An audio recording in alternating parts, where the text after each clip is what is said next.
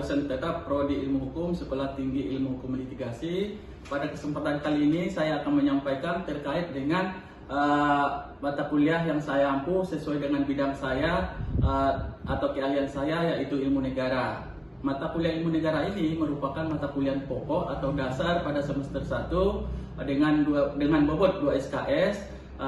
Diselenggarakan dengan 16 kali pertemuan tatap muka, di mana dengan rincian 14 kali pertemuan materi, 2 kali pertemuan untuk ujian tengah semester atau UTS dan ujian akhir semester atau UAS. Dari kuliah yang dibahas pada ilmu negara ini antara lain adalah 1. Pengertian ilmu negara, 2.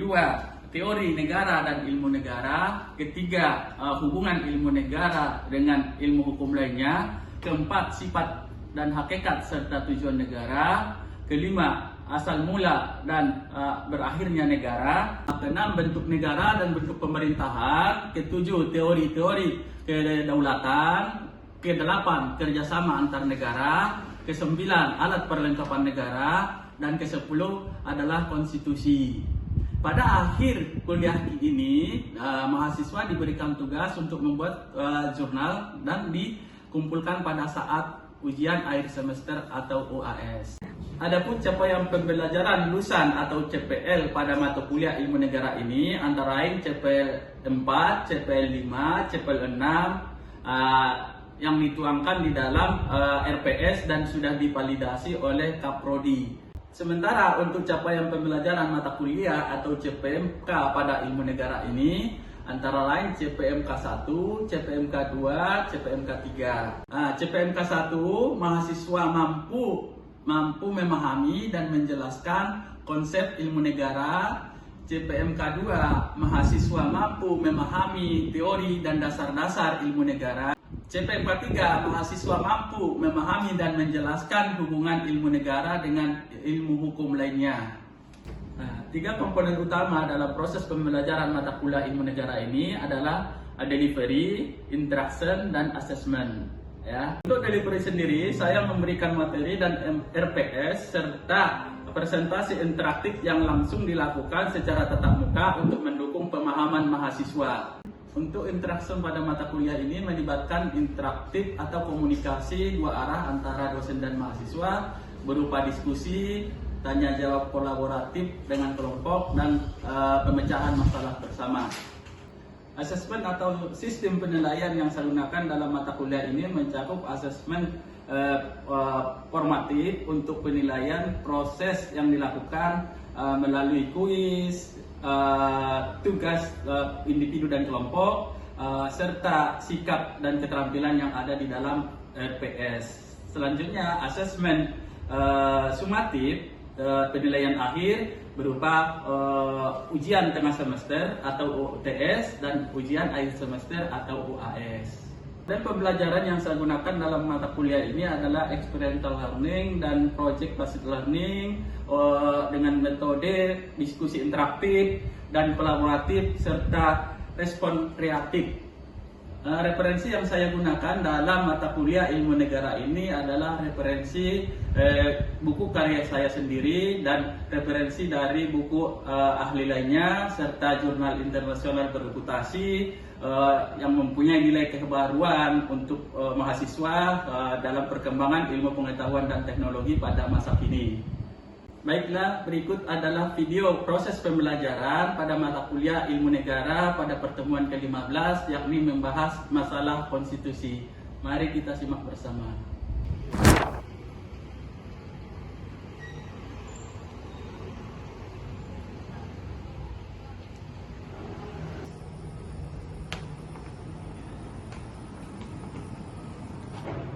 Assalamualaikum warahmatullahi wabarakatuh. Selamat siang semua. Selamat siang semuanya. Sehat? Sehat. Alhamdulillah. Ya. Untuk perkuliahan kita hari ini, ya, sebelum kita mulai, kita berdoa dulu, ya, menurut agama dan keyakinan kita masing-masing, supaya kuliah kita hari ini berkah. Ya, kita mulai berdoa. Dimulai.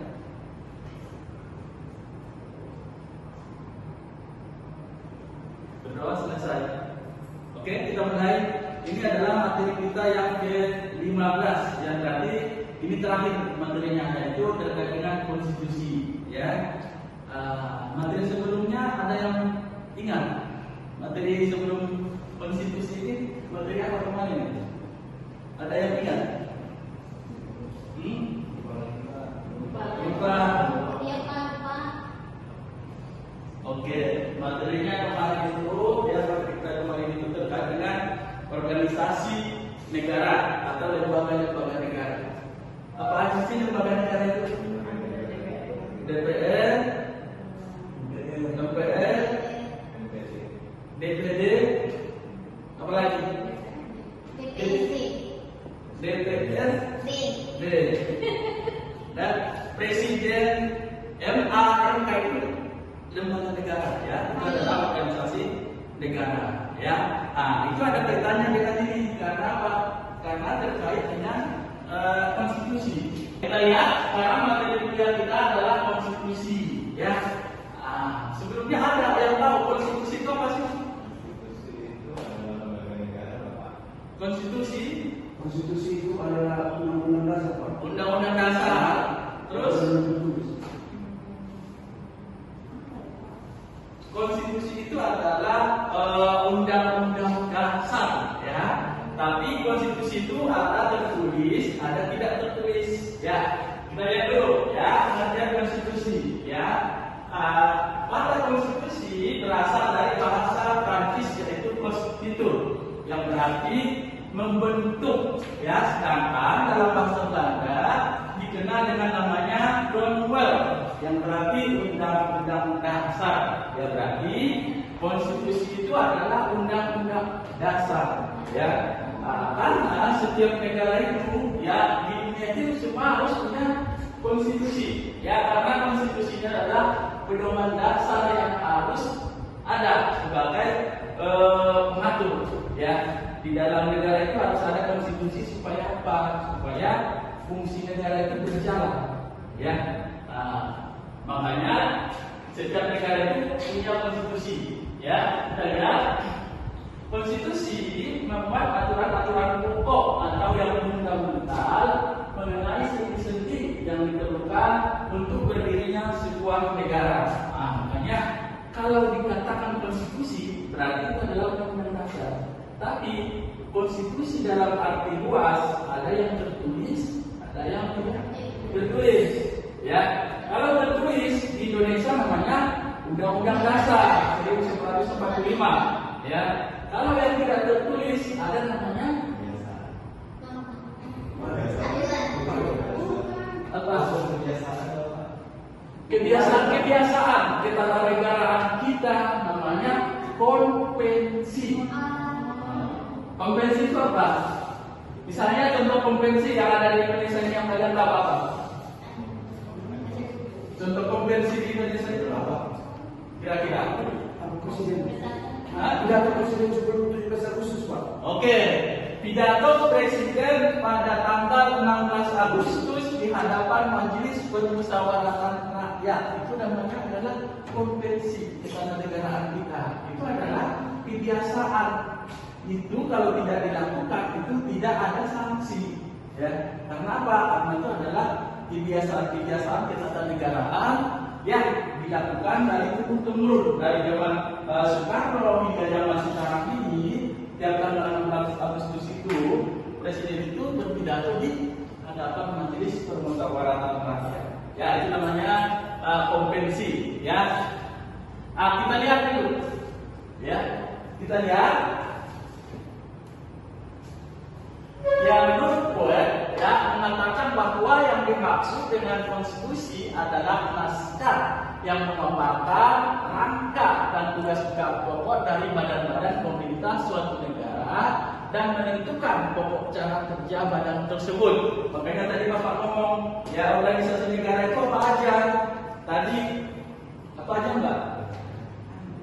Ada DPR, ada Presiden, ada MPR, ada DPD, ya, ada MA, MK. Itu adalah organisasi negara. Makanya di sini dikatakan, ya, dari badan-badan pemerintah. Ya, di situ ada namanya di situ badan-badan pemerintah itu kan di situ DPR. Ya, bagaimana supaya lembaga-lembaga negara ini bekerja sesuai dengan tupoksi masing-masing. Ya, itu yang dikatakan oleh Square.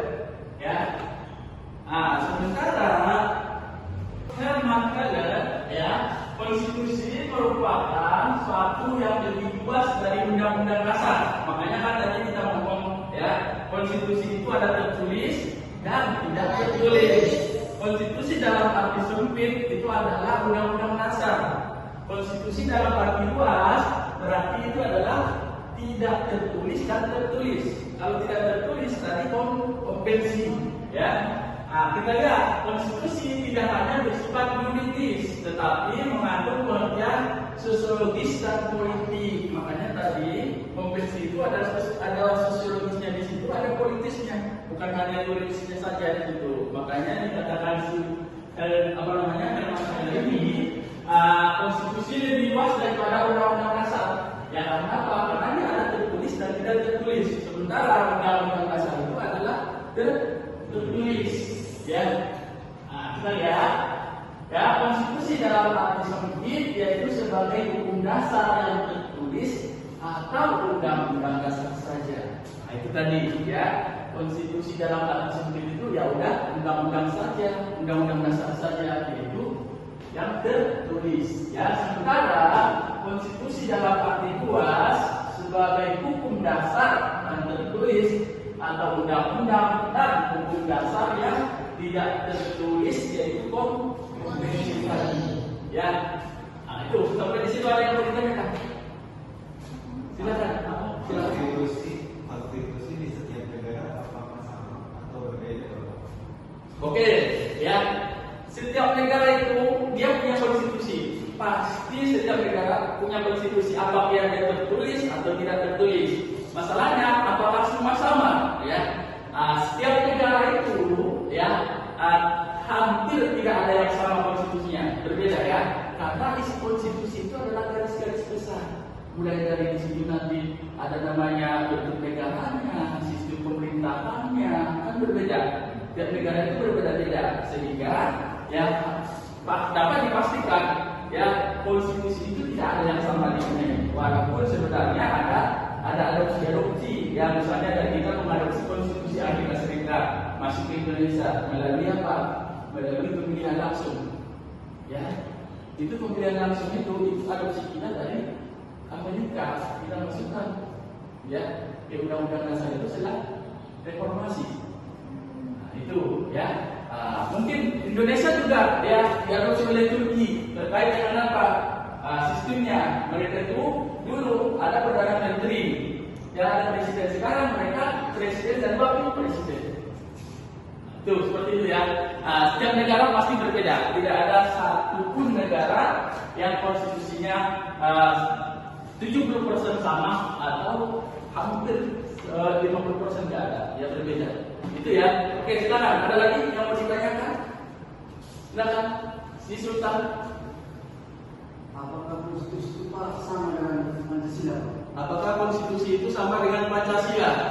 Oke, kalau kita lihat hierarki peraturan perundang-undangan, tahu, ya, hierarki tata urutan. Di sini ada namanya Undang-Undang Dasar. Di bawahnya ada MPR. Di bawahnya ada Undang-Undang Presiden. Perpu. Di bawahnya ada PP. Kalau kita lihat dari sini, Undang-Undang Dasar ini adalah hierarki yang paling tertinggi.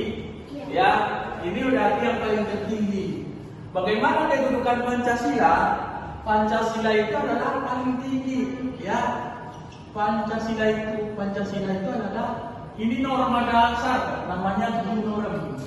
Ya, Pancasila itu norma dasar. Ya, dia bukan merupakan bagian dari perundang-undangan. Dia semuanya norma dasar itu tadi harus mulai dari sini sampai ke sini dia harus sesuai dengan Pancasila karena dia norma dasar. Ya, jadi segala mulai peraturan sampai perda itu harus sesuai dengan Pancasila, karena Pancasila itu adalah puncak dari semuanya, dia norma dasar. Kalau ada yang tidak sesuai dengan ini, di sini ada, di sini harus dicabut. Itu ya, berarti Pancasila itu berbeda. Pancasila itu sebagai norma dasar, sementara Undang-Undang Dasar itu adalah peraturan-peraturan perundang-undangan. Itu oke, silakan, ada lagi yang mau ditanyakan? Silakan. Oke, kita masuk ke tujuan konstitusi. Apa sih tujuan konstitusi ini? Ini yang penting ya.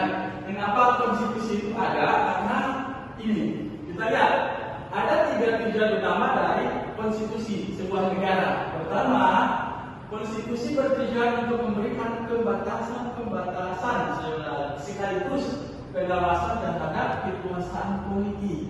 Ya. Kenapa harus ada konstitusi? Di dalam Undang-Undang Dasar kita itu disebutkan DPR kewenangannya apa? Membuat undang-undang. Terus apa lagi? Ada 3 fungsi DPR itu ya. Fungsi apa aja? Apa? Hak angket. Itu hak. Kalau fungsi legislasi, membuat undang-undang, fungsi pengawasan, supervisi, dan fungsi budgeting atau anggaran. Ya, itu fungsinya itu di situ. Ya, terus dia nggak boleh ngambil tugas si presiden. Tugas presiden itu apa? Sebagai apa ya? Menjalankan undang-undang sebagai kepala pemerintahan. Nah, itu dia sebagai kepala pemerintahan. Terus MA itu apa? Sebagai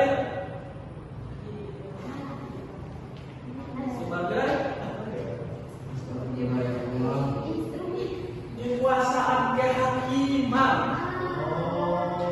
Karena dari pasal 24 itu, di dalam pasal 24 Undang-Undang Dasar itu, kekuasaan kehakiman dipegang oleh sebuah mahkamah agung dan badan peradilan yang berada di bawahnya, peradilan umum, peradilan agama, peradilan militer, dan peradilan tata usaha negara, dan sebuah mahkamah konstitusi. Berarti 2 ya, kekuasaan kehakiman Indonesia itu dipegang oleh MA dan MK.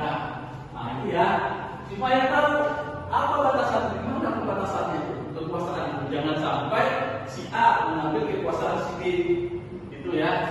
Nah, terus yang kedua, ya, konstitusi bertujuan untuk melepaskan kontrol kekuasaan dari penguasaan diri. Ini, ya, karena apa?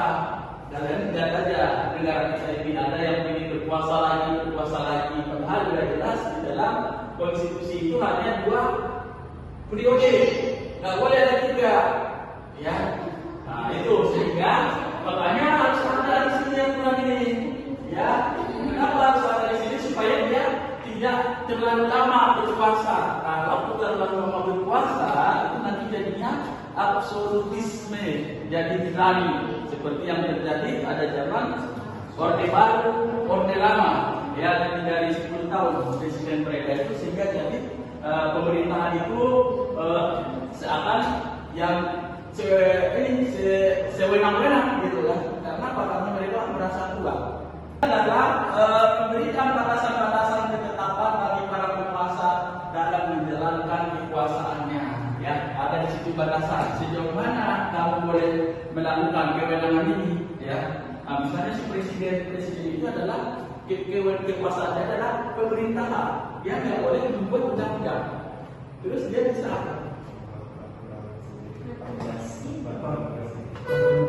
terus selain itu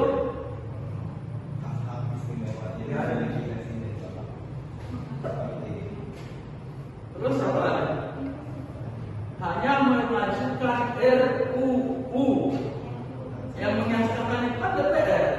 Kewenangan untuk mengesahkan undang-undang itu DPR, tapi dia boleh mengajukan RUU kepada DPR. Ya, yang tidak setuju, yang nggak jadi undang-undang itu.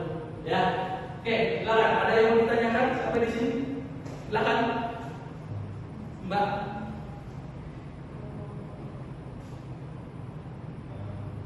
Apa? konstitusi ini, ya. Kenapa tujuan konstitusi ini adalah salah satu ya tujuannya itu apa tadi supaya ada batasan-batasan di situ. Jangan sampai antara tiga lembaga, tiga lembaga itu baca trias politika yang menjadi apa? Legislatif, eksekutif, yudikatif. Ya, berarti legislatif itu adalah si pembuat undang-undang, yaitu siapa? DPR. Ya, yang kedua eksekutif. Eksekutif itu adalah menjalankan undang-undang. Terus yudikatif melakukan pengawasan, yaitu siapa kalau di Indonesia?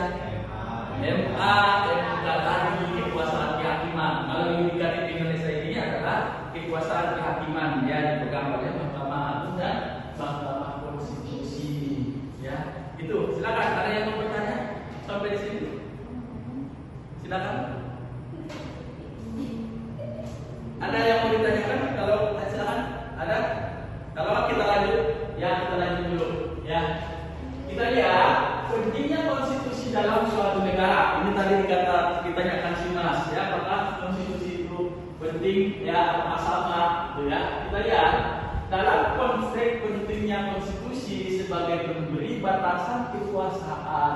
Ya, Kusnadi menjelaskan bahwa konstitusi dilihat dari fungsinya yang terbagi ke dalam dua, yaitu membagi kekuasaan dalam negeri dan membagi kekuasaan pemerintahan atau penguasa dalam negara. Ya, itu menurut si Kusnadi ini.